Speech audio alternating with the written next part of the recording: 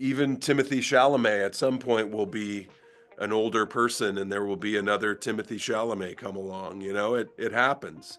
I used to get when I first started that I was the next George Clooney, and I said, "Well, we still have a George Clooney. He's perfectly good. He's a very good George Clooney. Let's keep using him as George Clooney.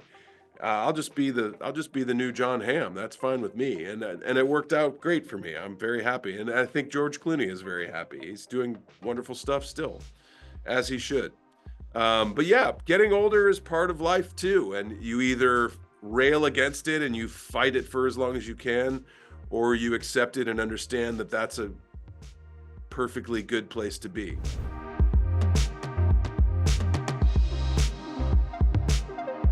What was it about the story and this character that made you want to jump into this project? I thought it was a tremendously compelling world to be a part of, for sure. There's so much lifestyle porn, for want of a better word, but there's a lot of aspirational qualities to it that are of the moment, so to speak. But also the story itself comes with a little more morality, and it's a bit of a cautionary tale for sure as well.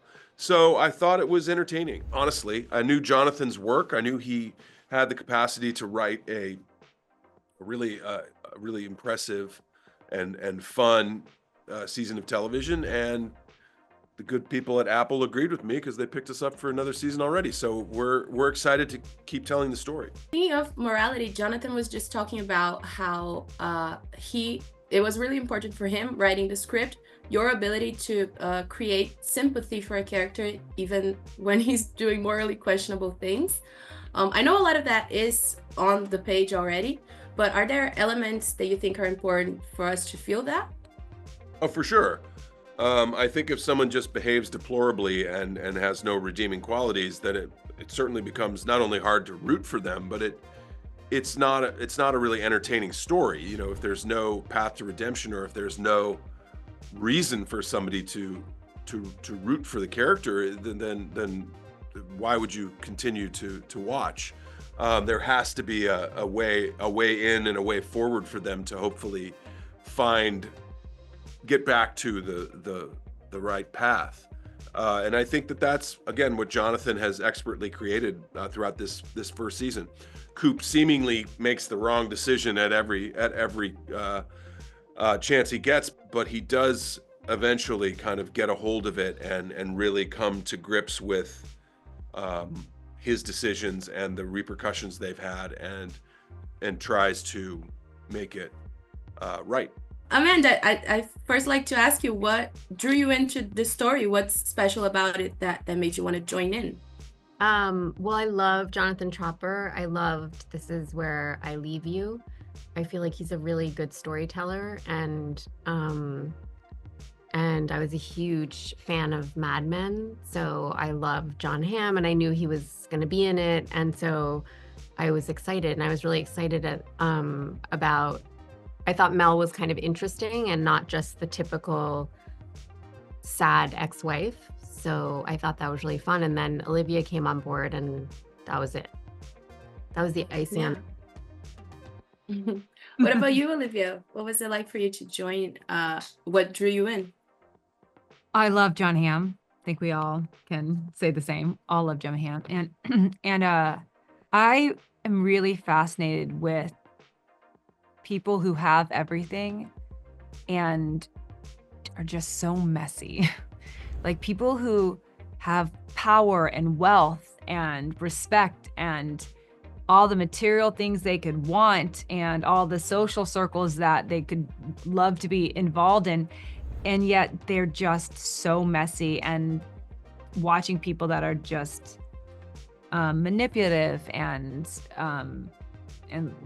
they lie and they are cheaters and they're messy. At the same time, they have a lot of passion and heart, and you see how they are as fathers and mothers and friends. And so I find any world where it looks pretty from the outside, but just crumbling on the inside extremely fascinating.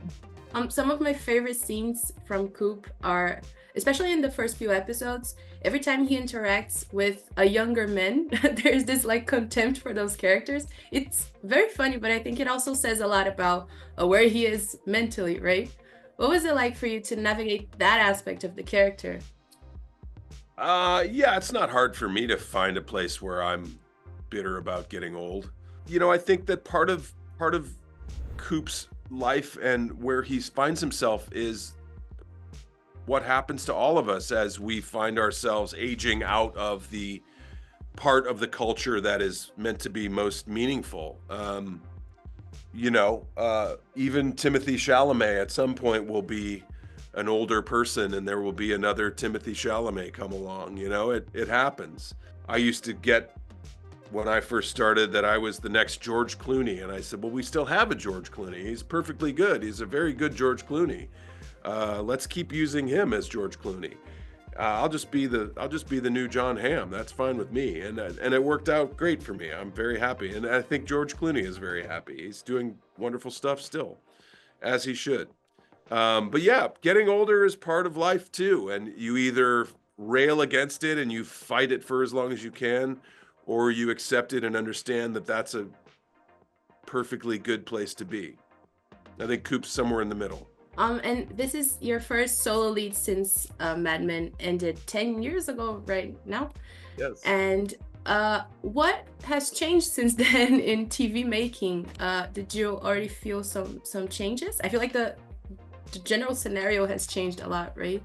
Well, certainly how we consume it has changed. When we were on television, you know, when Mad Men was on TV, Netflix was a DVD delivery service, so it's a little bit different now. But what I think happened was that the rules that Mad Men helped to establish, this sort of long form storytelling, shorter season orders but longer arcs of stories, became more prevalent and kind of became the norm. And we are certainly, this show is certainly takes that and runs with those rules as well. We tell the story of a single arc in one season. That's, I think the audience has become more used to that too. They don't need their shows in a more cyclical way that used to be the way stories were told, and more episodic kind of story. This is a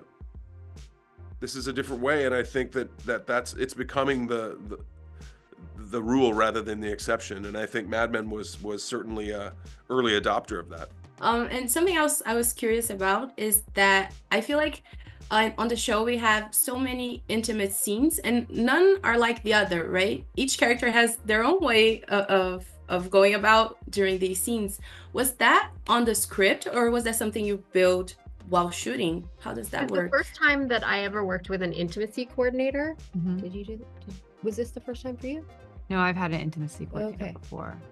I didn't used to give it this much thought, and so I think that helped make it very specific. So I don't know if You know, the intimacy coordinators that we had, they have a big dance background. Do you know that about Yeah, them? yeah. And so it was really great because instead of feeling like there are these policemen there to like protect everybody, which can take away the creativity in the moment, but also everybody wants to feel safe. At least this is how they approached me. They're like, look, I was a dancer. This is how we want the bodies to move. What do you feel comfortable with? Here's the list of things that you're comfortable with, right? This is what you want to do. This is what you don't want to do.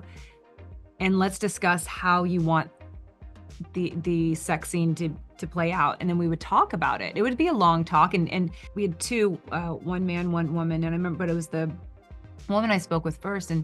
And she really laid it out like a ballet. She's like, look, let's do this like a dance. And I'm going to tell you how this is going to make it look the best or the most believable, or this is how. So it was really, it felt like it's like having a fight coordinator on as well. Yeah. I think people think intimacy coordinator is there to just police everything, but they're really there to help coordinate and lay out exactly what it should look like. And it was really helpful because you can turn to somebody like a coach and be like, was it, she's like, no, you have to elongate your leg here, lean up on this thing. It's a real art. it's a whole thing. Mhm. Como é que estão as crianças? Ah, tão bem. E a mulher? Ex-mulher. Eu tenho más notícias. Você tá demitido. O quê? Uau.